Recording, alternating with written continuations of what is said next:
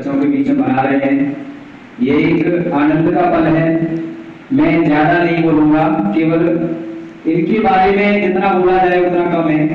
बाकी इनके दो वक्तव्य हैं, एक ऐसी शख्सियत है जिनका एक ही जयंती मनाना अपने आप में एक ऐतिहासिक पल है।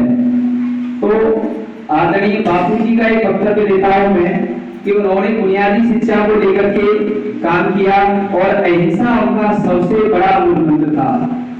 अहिंसा मतलब अधर्म पर धर्म के द्वारा कैसी विजय प्राप्त की जा सकती है, ये उनका एक मूल मंत्र था। हालांकि देश की आजादी में अनेकों क्रांतिकारियों ने अपना बलिदान दिया, उनके साथ ही असहयोग जैसे अहिंसा को मूल मंत्र बनाकर के आदरणीय बापू जी ने देश को आजादी दिलाई। और उनके जो वचन हैं कि इंसान धर्म के मार्ग पर चलकर सफलता को प्राप्त कर सकता है।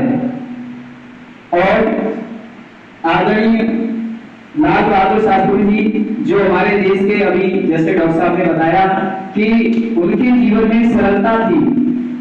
किसी भी कार्य को जब व्यक्ति किसी उच्च पद पर पहुंच जाता है तो ये जो अल्पकालिक सुख हमें दिखाई देते हैं उनको भोगने की इच्छा व्यक्ति के मन में नहीं रहती।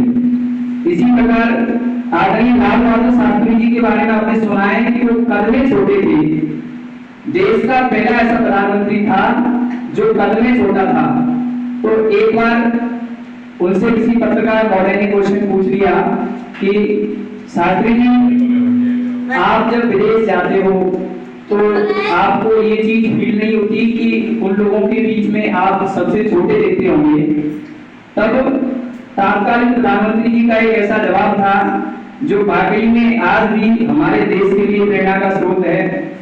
तो उन्होंने कहा कि मैं कद में छोटा दिखता हूं, लेकिन मैंने भारत के मान स्वाभिमान को ऊंचा बढ़ाने के लिए अगर कोई व्यक्ति मेरे से बात करेगा तो वो सर झुका कर के बात करेगा।